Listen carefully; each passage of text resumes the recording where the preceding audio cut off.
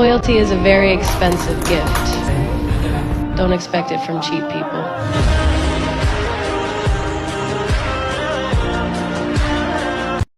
Ito ang naranasan ng isang taga-Daraga Albay.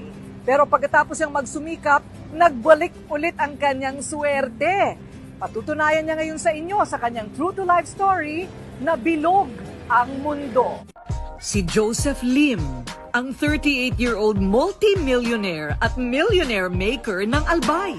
Nitong mga huling taon lang namulat ang ilan sa atin sa kahalagahan nito nang nagsulputan ang financial guru sa social media. At isa sa lagi natin nakikita ay si Joseph Lim, isa sa pinakakilala at pinakamadaling intindihin na nagbabahagi ng kanyang kaalaman sa bagay na yan. Panoorin po natin to. Gusto kong yumaman. Ang makikita mo na ngayon, yung lahat ng bagay na magpapayaman sa'yo. Si Joseph Lim ay isang inspirational and motivational speaker na sinusundan ng maraming Pinoy sa social media. Ang mga ibinabahagi niyang tips, praktikal at madaling maintindihan. Wala naman pong yumayaman sa nagtitipid. Pero hindi po siya mali. Dahil kay Joseph, mas natututo ang mga ordinaryong tao sa tila komplikadong konsepto ng pera na dati kakaunti lang ang may alam. Siya ring dahilan kung bakit marami ang tila hindi na makawala sa problema ng kawalan o kakulangan ng pera. Para kay Joseph, hindi lang sapat ngunit sobra-sobra ang kayamanan sa mundo, kaya hindi imposibleng maging financially free ang mga Pinoy.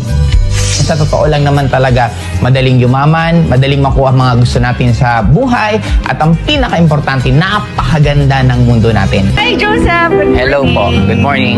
Okay, let's go straight to the point, Joseph. Bakit nga, first of all, ano ba itong financial freedom?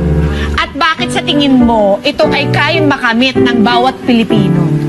Ang financial freedom, ito yung more nabibili mo yung mga gusto mo, tapos hindi na umiikot yung buhay mo para kumita ng pera. Okay. Kasi katulad ng mga kapatid natin Filipino na OFW, marami silang kinikitang pera, but Yes. sad part is pag uwi nila ng Pilipinas, after a few months, ubos din ulit. Kasi nga nauubos kung saan-saan. Kaya dapat ma-educate tayo na we could still earn even hindi na tayo masyadong nag-e-effort. Isa ka bang OFW na napakarami mong kinitang pera pero ngayon halos hindi mo na malaman kung nasaan kasi naubos sa resibo, naubos sa kakapadala sa mahal mo sa buhay, at naubos kakatulong. Kaya isa lang po short ko. For the past years na nakakaikot po ako from Middle East, nakapunta ako ng Europe, nakapunta ako ng Amerika, nakapunta ako ng Hong Kong, Taiwan, ang dami ko pong na-interview ng mga OFW.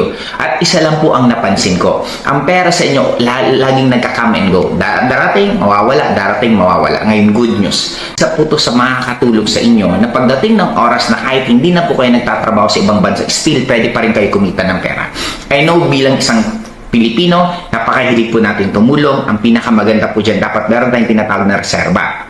Yung kita nyo po sa tinatawag na sweldo nyo sa pagtatrabaho nyo, dapat ipunin nyo yan, dapat i-invest nyo po yan sa business. Ngayon, yung business, katulad po nitong Empowered Consumerism, pag ginagawa nyo na to, ang kagandahan, yung kikitain nyo dito, yun na po ang itulog nyo. Ibig sabihin, hindi nagalaw yung sweldo mo, at nagkaroon ka na ng business kasi meron kang empowered consumerism, pero ang pinakamaganda dyan, makakatulong ka pa rin at wala ka ng kaba-kaba kasi even pagdating ng oras, kahit hindi ka na nagtatrabaho, pwede ka pa rin magtuloy-tuloy kumita ng pera. Kaya ang advice ko po sa inyo, sa mga kapatid ko pong OFW, matuto pong humawak ng pera na dapat dumating ang time na kahit wala ka ng trabaho, still tuloy-tuloy pa rin po ang kita mo, at sana maging part po kayo ng community natin para pagdating ng oras, isa po kayo sa dadagdag na OFW, nagtrabaho sa ibang bansa, pag uwi ng Pilipinas, lalong yumaman. Hindi habang buhay na makakapagtrabaho tayo sa ibang bansa. And help everyone na makapag-ipon, makasama ang kanilang pamilya, at higit sa lahat, mabago din ang kanilang buhay. My name is Neslie Nas de Vera, a former OFW for 15 years and ang dating sumubok sa traditional business. Thought I knew you, thinking that you were true. Guess I nag-decide lang din po ako dahil po sa aking anak na gusto na po kami pauwiin. And dahil po sa anak namin, isa lang po yung naging desisyon ko na nag-decide ako umuwi ng Pilipinas para makapiling ko po yung anak ko na kahit wala po akong ipon. I'm so happy na ang dami na pong kumikita ng malaki sa community natin. Sulit po na makita namin kayo na kumikita kayo ng ganyan. And rest assured po, hindi lang po yan ang kikitain nyo. Na ang goal namin, maging normal po sa community natin ang mag 7 figures a month. Lahat ng nangyayari sa atin, pangarap mo lang to dati.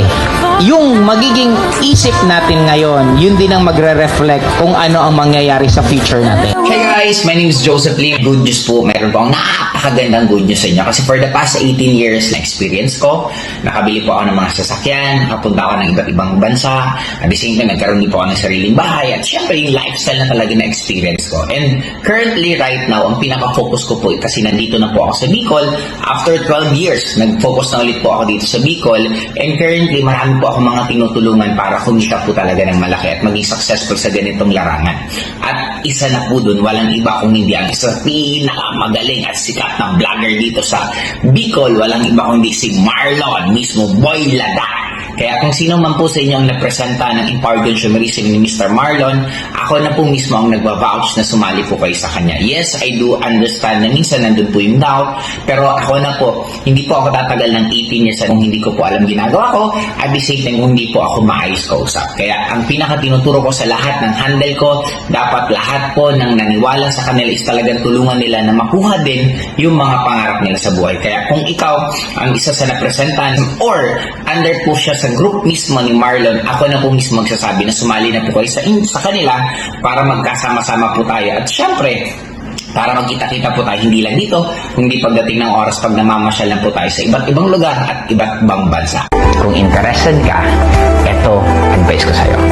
Balikan mo kung sino yung nag-send sa'yo ng video to.